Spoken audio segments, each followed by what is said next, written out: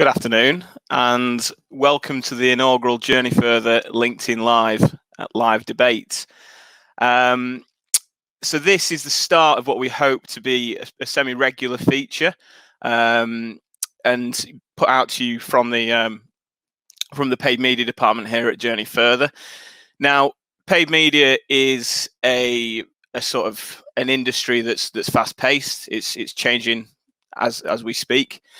And it often throws up a lot of questions, and there's very rare, there's sometimes a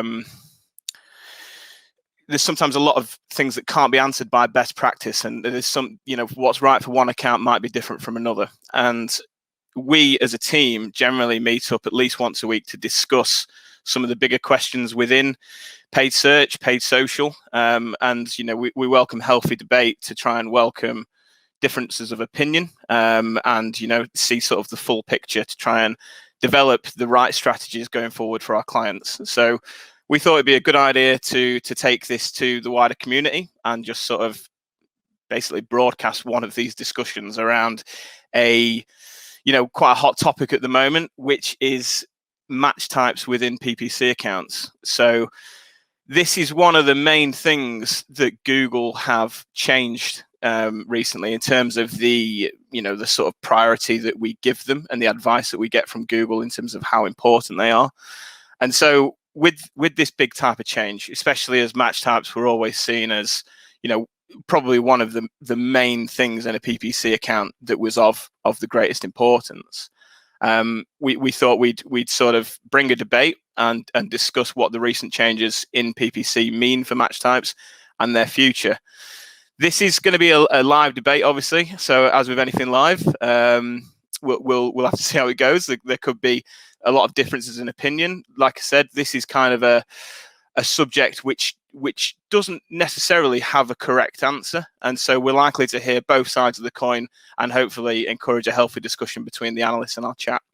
So without further ado, what I'm going to do is introduce the analysts from the paid media department who are going to be taking part today. And as by magic, I think they're going to appear on the screen as I read them out. So first, we've got John, who's a senior analyst here in the paid media team. And then we have Chris Jones and Matt.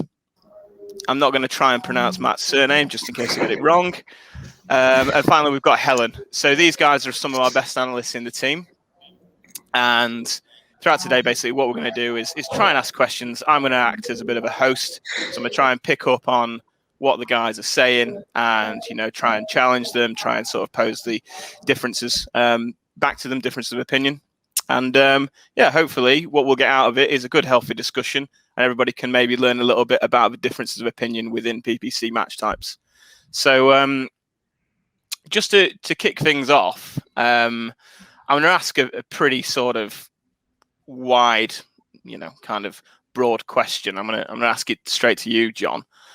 So traditionally, match types have played a really large role in a PPC account structure.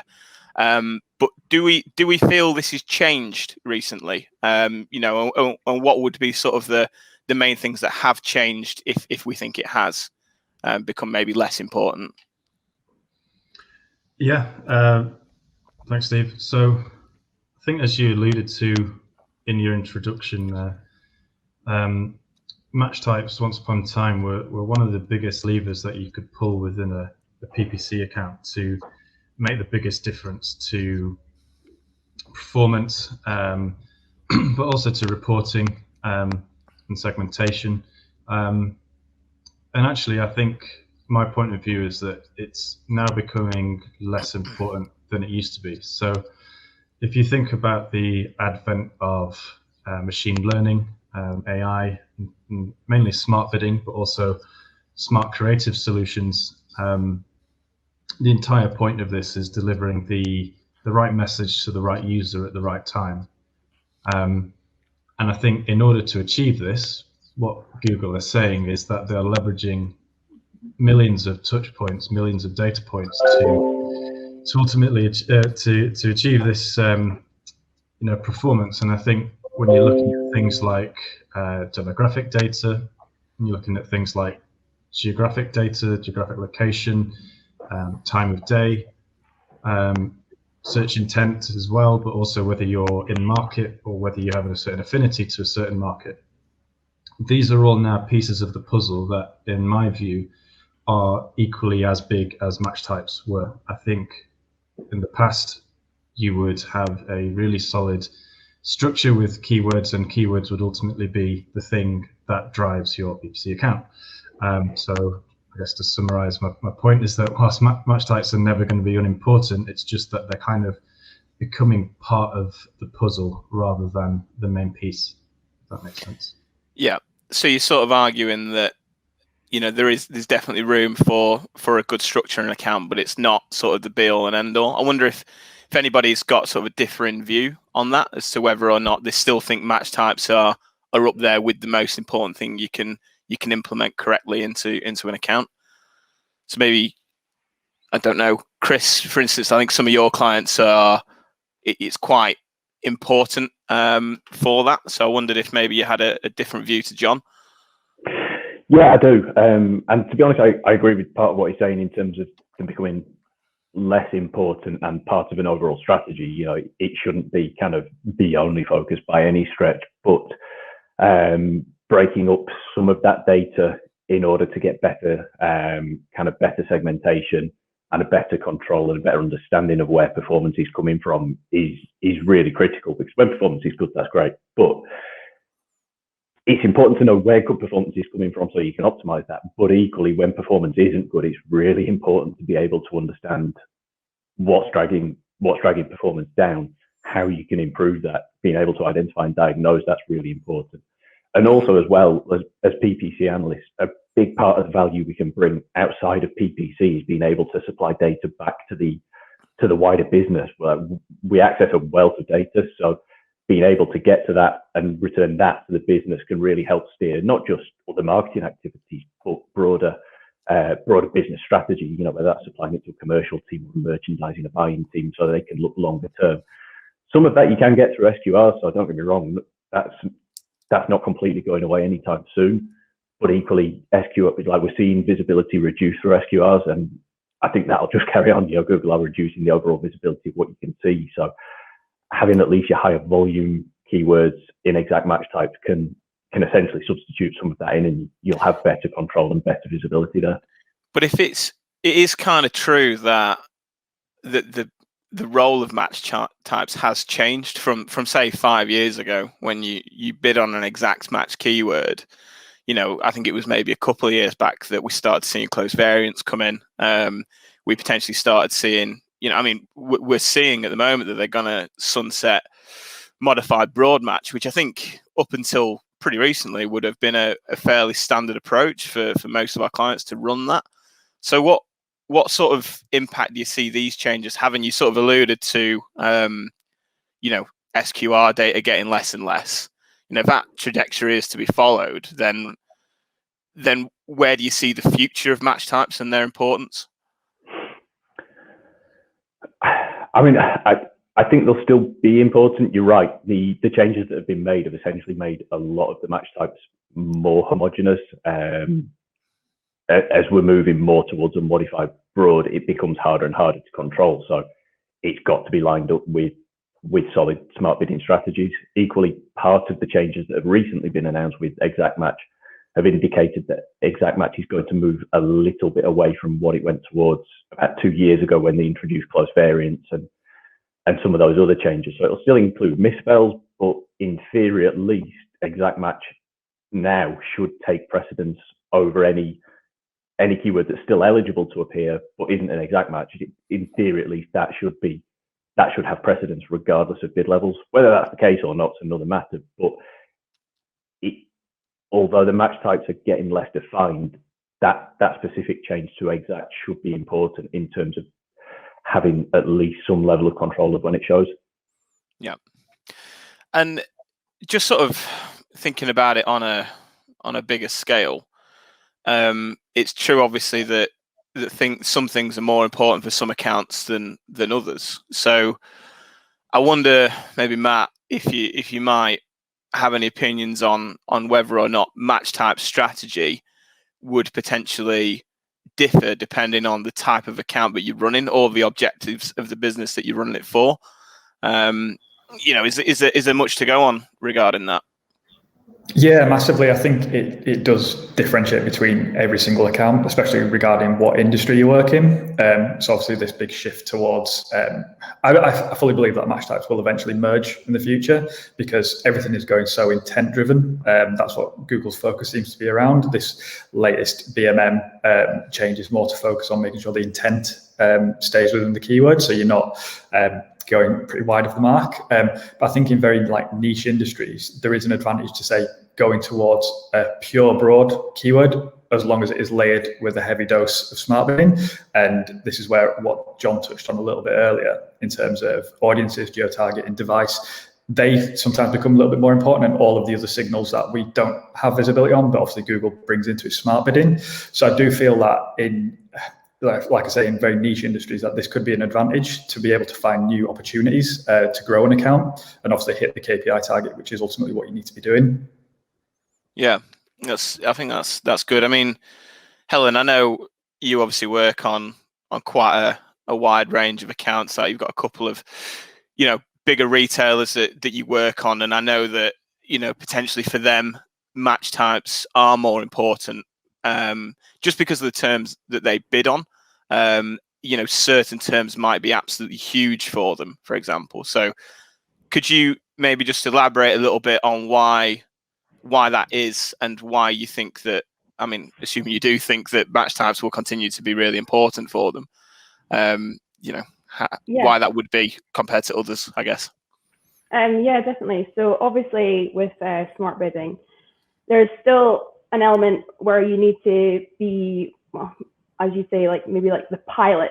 So obviously machine learning is good, but it still needs an element of human interaction. For example, one of my clients, with to do with match types, they had the exact match type and broad match type within the same campaign. And although it was hitting the target ROAS, the exact matches were overachieving and the broad matches were underachieving.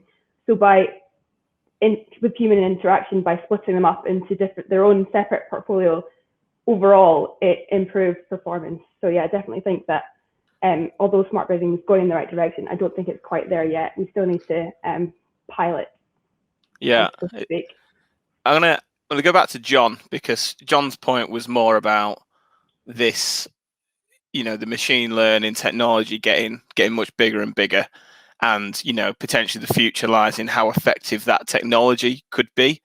But what sort of role is that piloting technique, John, at the moment? And how crucial is it to getting the best out of your campaigns? Yeah, so it's a really good question, and I think it all relies on how much do you trust Google Tech to do the right thing for you, I suppose.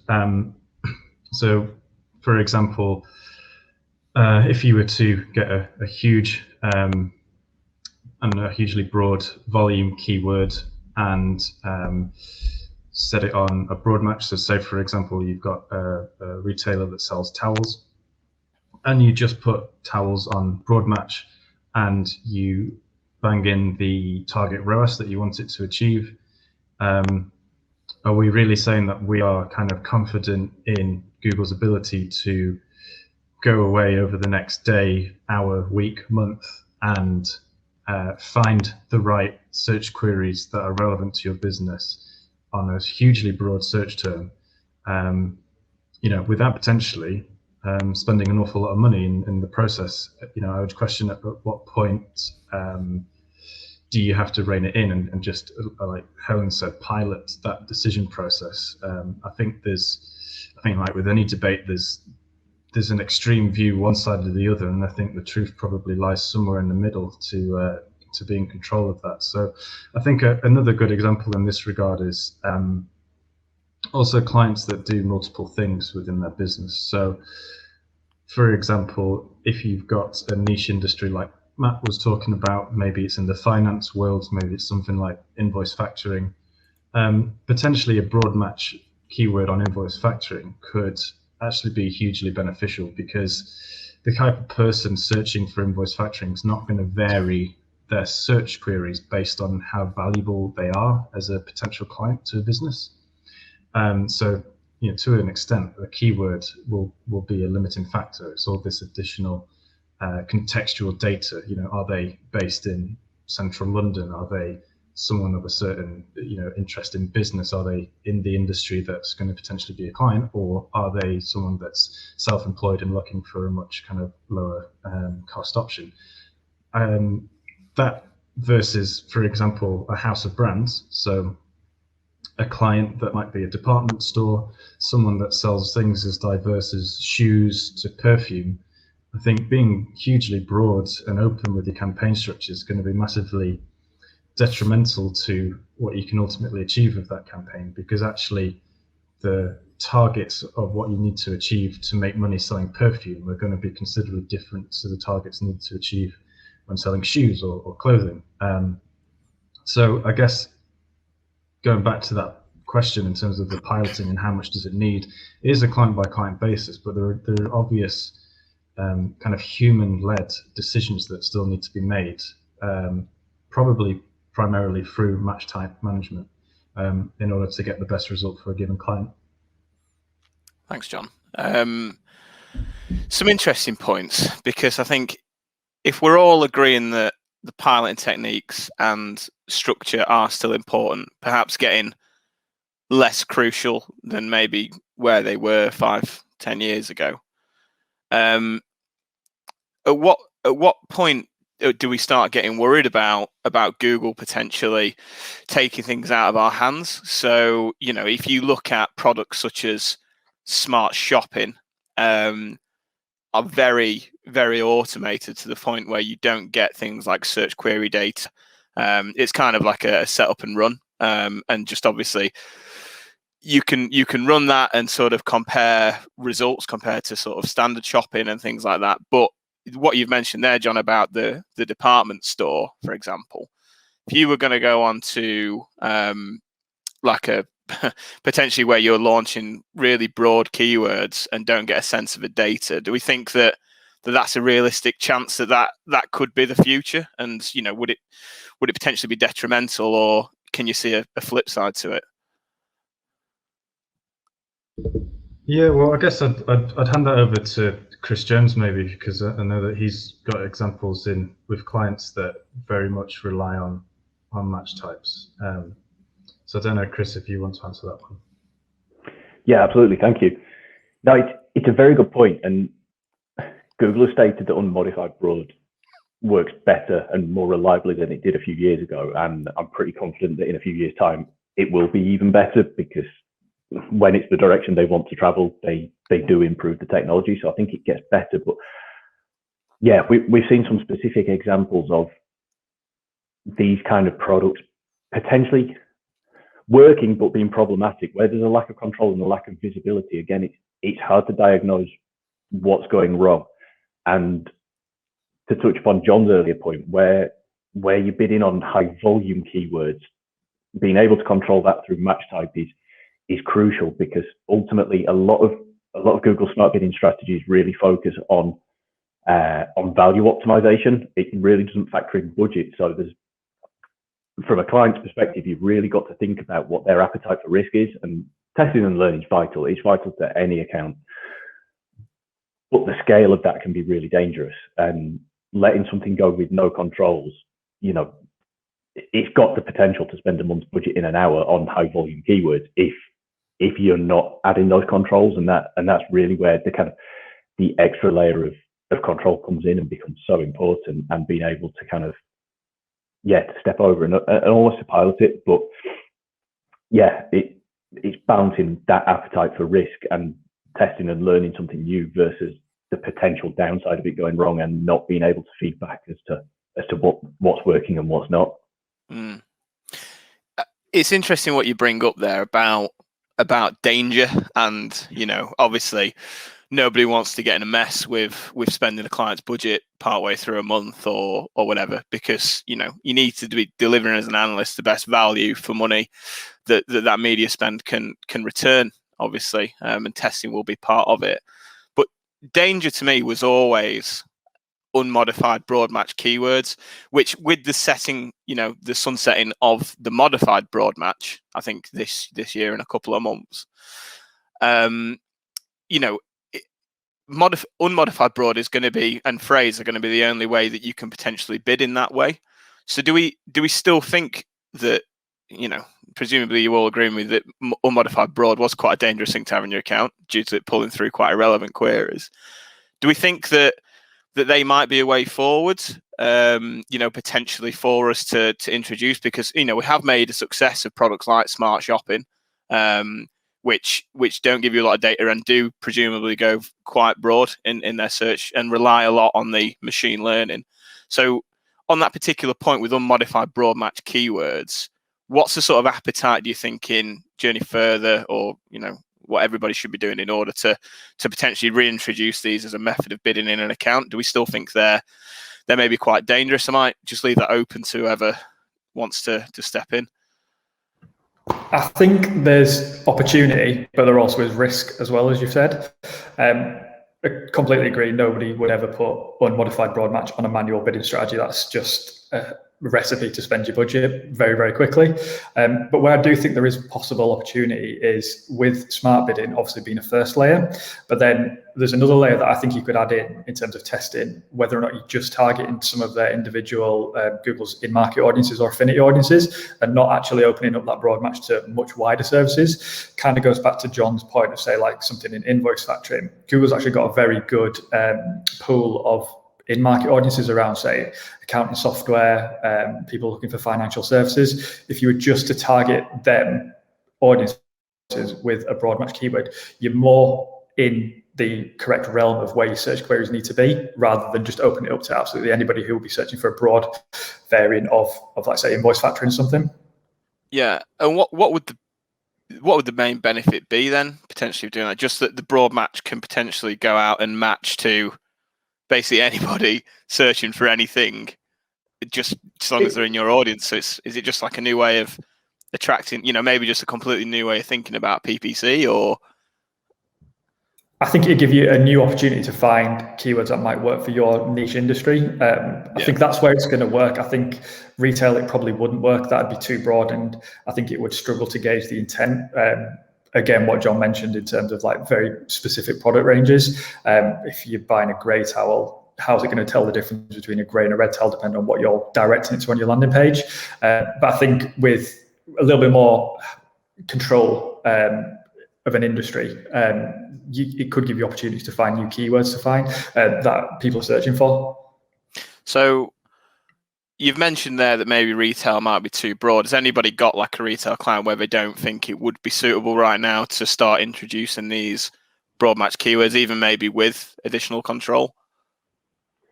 I work with a client that sells watches and purely watches, and looking at, so there's also a feature within Google Ads that suggests new keywords for your account, and I'd say that obviously that's quite similar to maybe it's quite similar to what the pure broad match would pick up.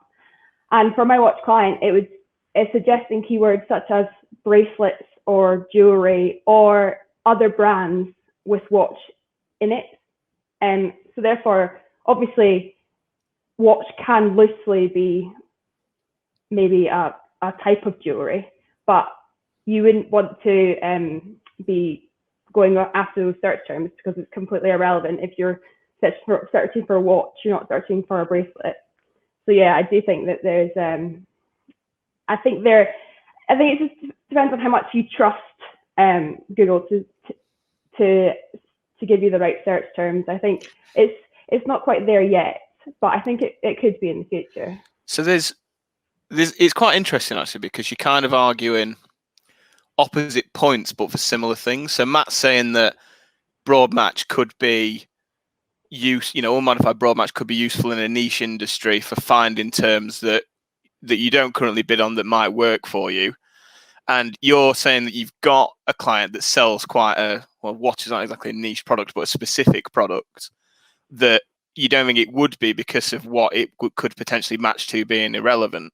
So where's, you know, where do you sort of meet in the middle? What would be kind of like the approach, given that you've kind of got different opinions on the same thing?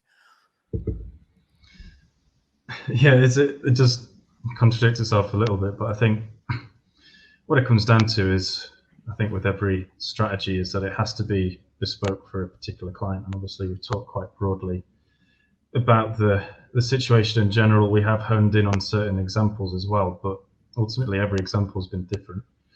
But I think to address your specific point about, well, how do you leverage all this supposedly incredible Google first-party data to get things that human analysts supposedly wouldn't even be able to dream about understanding, because it's just such a big data pool.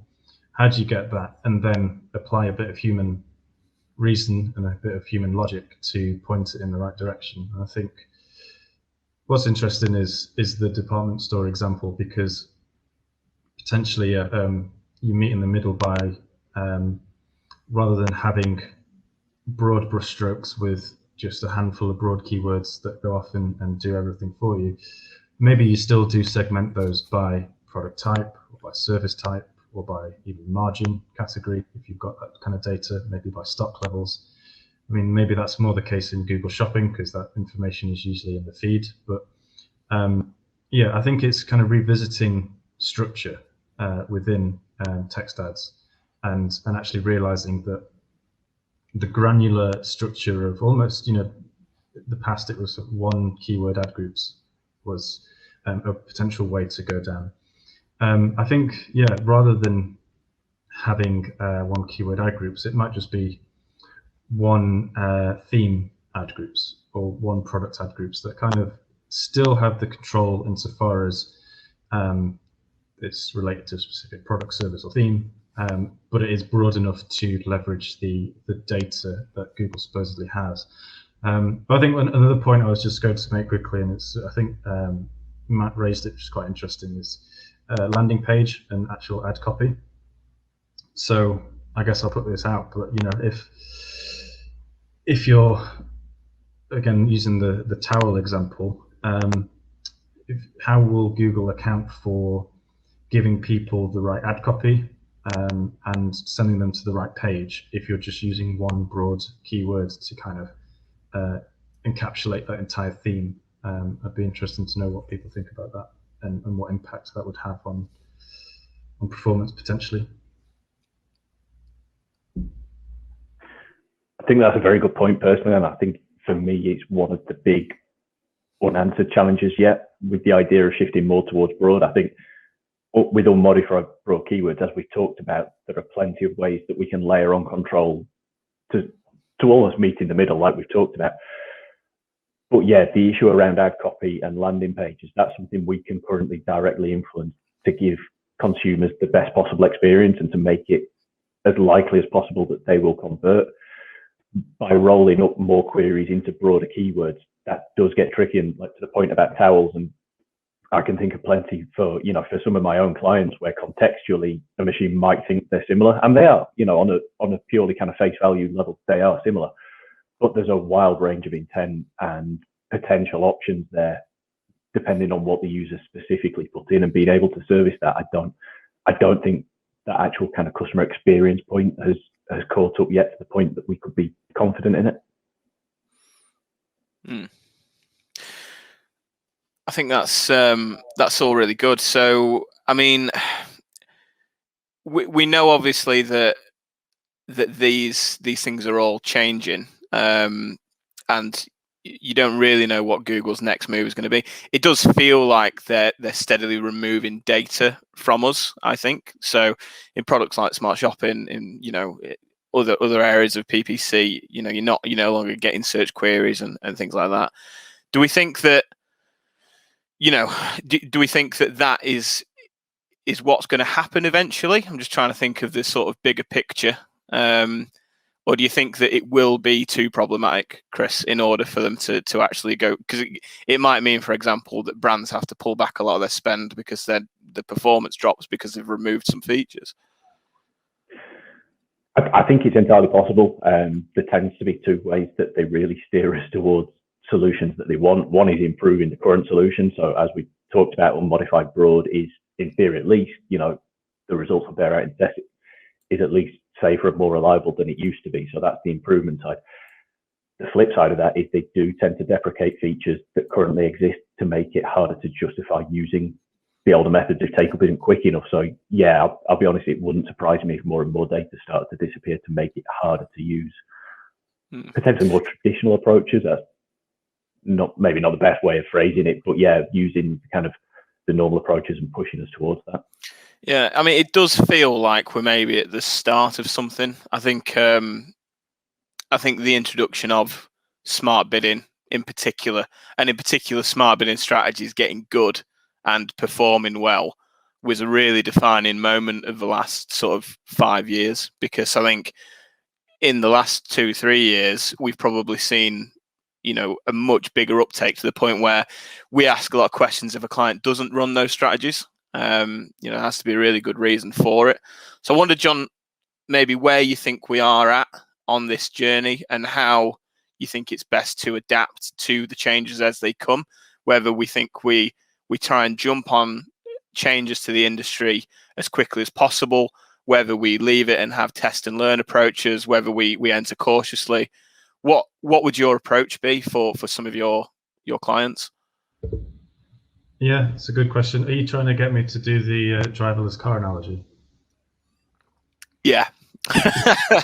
Yeah.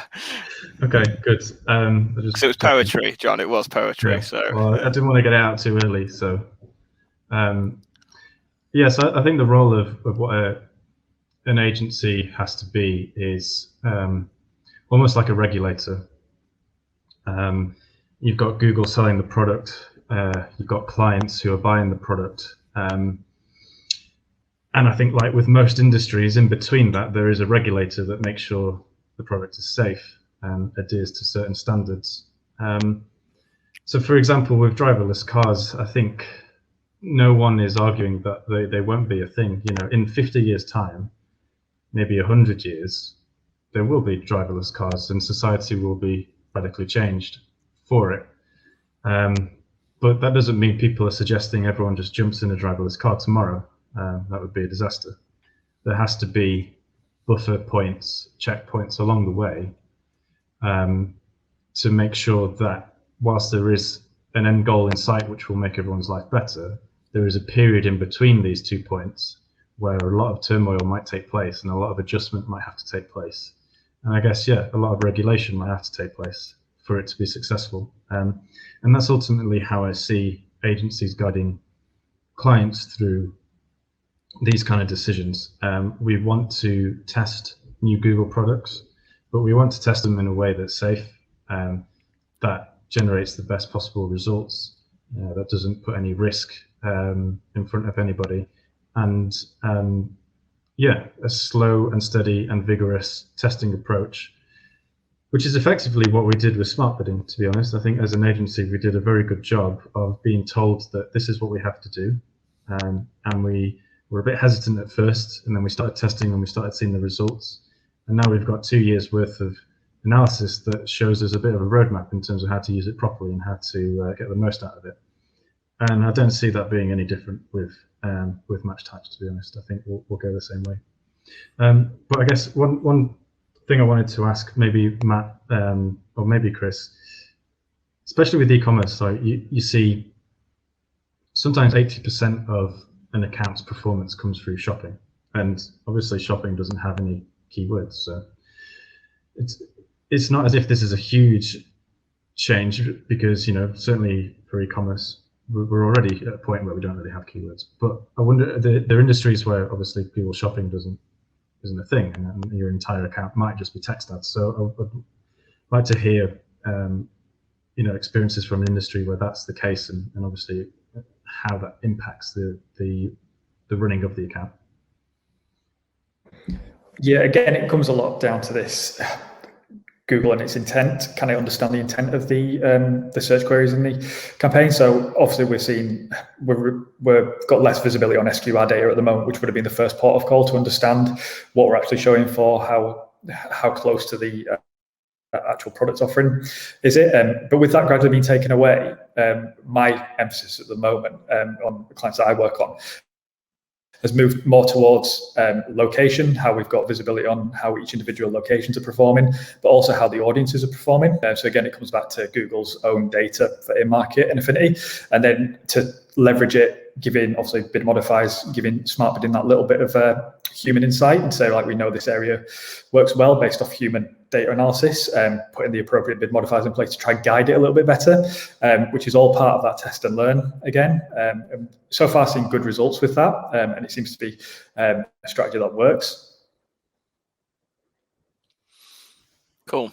Well, I think that's been pretty good. I wondered if anybody's got any sort of like final points, or anybody wants to maybe sum up, you know, their own thoughts, or whether I sort of conclude this and maybe open it up to some questions from our audience. Sounds like you want the latter option. So yeah, as I said, this is kind of pretty close to what the paid media team do every Thursday afternoon. It's a bit of a taste. Obviously, we would do this with a larger group of people in order to try and get a lot of different opinions on some of these subjects that don't have necessarily a clear answer. Because when something doesn't have a clear answer, we do feel that the getting sort of a wide breadth of opinion on it is the best way to formulate a strategy. So we're going to aim to make this a semi-regular feature, and yeah, what we'd like to do as well is kind of involve people from outside our organisation to participate in this a little bit, from asking us some questions. So yeah, I will basically open it up if anybody's got any questions for the guys, and we'll try and answer them as best we can. If we can see where the questions actually pop up, that is.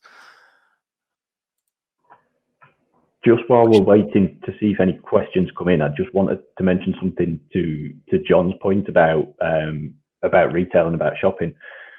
I mean, you're absolutely right that the vast majority of searches come through shopping rather than search now. Equally, there can be some really good results seen from testing generic search on retail clients. It's something that we've done on one of our clients, and previously they hadn't done much of it at all, if anything, really effectively. But with a cautious approach, we've been able to grow that to a much bigger part of the account than it was previously, and find incremental volume for it. So it's always going to be a smaller part. Don't get me wrong, Google Shopping is a much more suitable product for that and for the volume, but it's not to say that it can't be done and that tech search doesn't have a future in retail and e-commerce. I know I'm not supposed to sort of add in my thoughts on that either as the host, but I would say as well, shopping has a unique advantage over search for retail, which kind of makes me a little bit more uneasy about not having specific keywords, due to the fact that shopping traffic is obviously quite a lot more qualified, given that they've seen an image of the product and the price. So with a text ad, you know, that might not be the case, and so you might see differing results, and hence it's probably something to think about. Cool. So we do have a question from Hannah. Thanks, Hannah. Who says, yeah, with granular structure becoming less possible and less necessary, do any of you think there's something other than keywords that would become the main focus of a PPC structure? For example, breaking accounts out by audience instead of keyword groups. Yeah. I'll open it up to any one of you, I suppose.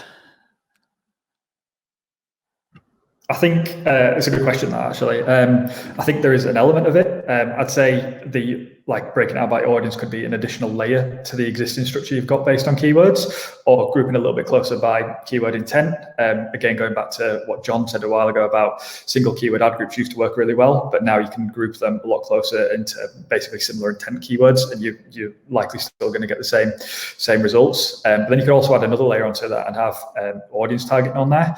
I think it might be a little bit of a while before we end up in that position. I think there is a little bit of growth that needs to happen with Google's in-market audiences to make them more granular, to be able to really leverage that. But I think it's definitely something that I can see happening in the future.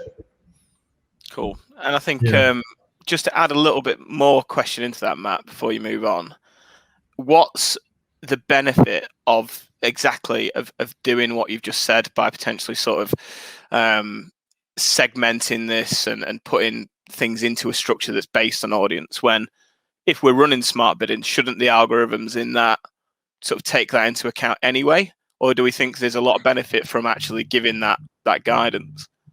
Yeah, so I think obviously smart bidding having that slight black box solution, sometimes you don't get full visibility on, say, all of its individual signals. I think breaking that out into a structure that's based on audience would give you much more visibility on the data, whether or not you're targeting them particular audiences or you've got them on as observations to actually pull the data through and be more visible. If you don't have them there and smart bidding's running, obviously it will make them changes, but you don't quite get as much visibility on it. So I think it's just a way of getting more data for us as analysts to review. Thanks for that. I think that was a good answer. Has anybody got anything else to add? Yeah, definitely. I think Google's given us the answer to this. And it's a really unsubtle way. They rebranded AdWords to Google Ads. The keyword or the ad word was the focus of paid search advertising. I think it was 2-3 years ago now. They dropped the words. They dropped the word, and it's now just called Google Ads. And I think that's a really big clue into the direction that paid search is going, which is really interesting, because what made Google one of the biggest search engines and one of the biggest corporations of all time was its ability to qualify keywords through quality score. So that when you were searching for things online, you weren't just getting the results of whoever paid the most, you were also getting an element of quality. Like, it actually was relevant to what you were searching for. So to ditch what made them good is super interesting. So they must have a lot of confidence in the rest of the stuff that's going to compensate for that lack of keyword data. Interesting. Any more thoughts on that particular question? Or we do have another one from George, so we can bring that one up if not. Cool. So DSA, that's dynamic search ads, campaigns usually work pretty well, considering you're not specifying keywords, never mind match types. Do you think a future of DSA type campaigns, but with responsive search ads to improve ad relevancy, is something we'll see eventually? Blue sky thinking from George there. Anybody got a response? Well, for going back to one of our clients who is the watch client, when we took over their accounts, they didn't have any granularity with regards to keywords. They literally just had a DSA campaign running on the account, and by going more granular, we saw a massive improvement in performance. So I think that right now there's not I don't think it would be a good idea to just do DSA only, but I think definitely in the future when smart bidding or DSA campaigns become more sophisticated, I think there potentially could be, yeah. Cool. I think it's back to the driverless cars. What a beautiful analogy that was. But yeah, it's kind of true, and I guess we are quite lucky to work in an industry that is changing like this, because we get to stay at the forefront of it and keep it interesting and stay relevant for our clients, I suppose. So yeah, are there any other thoughts on the DSA type thing? How potentially the future of PPC could go with what we're able to build and use. Yeah, no, I mean, personally, I'd echo Helen's sentiment, and it also ties in to John's point earlier about the driverless cars, that, when it first started out, DSA was frankly pretty terrifying in terms of what it could return, and there's still, it's still got the ability to return some pretty wild queries, but it's got better over time, and I'm sure it will continue to get better over time. One of the big areas that it can fall down through no fault of its own is being able to read clients' websites to understand what they're serving and what customers are looking for. And that can still be a big stumbling block because it's reliant on how much information is available in the website for it to read. So regardless of how good the system is, it's only as good as the information fed into it, which can be a real problem, and certainly has caused issues that I've seen both in previous roles and testing it myself, that it can really struggle, not necessarily through any fault of its own, but based on the information that it's able to read. Yeah.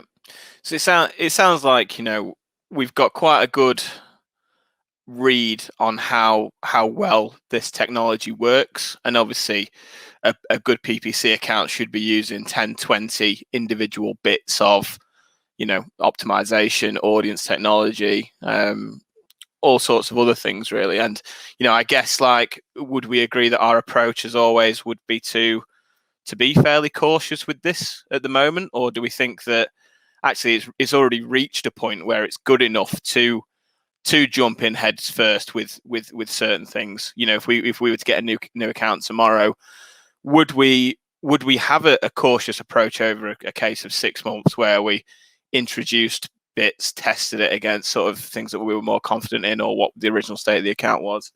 Or do we think it's already at the stage where we can just adopt and follow Google's advice?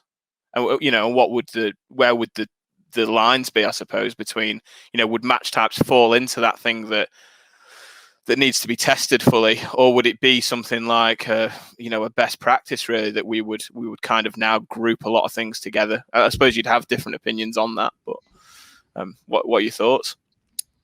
Yeah, I think that's where we're really going to earn our living in the next 5 to 10 years, is making those difficult decisions.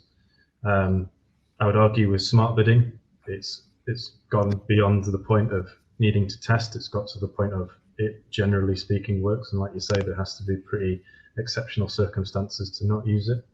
But with this match type change, certainly not. I wouldn't want to jump in head first. I would definitely want to adopt a vigorous testing process that may actually be cautious to begin with, and once we hit a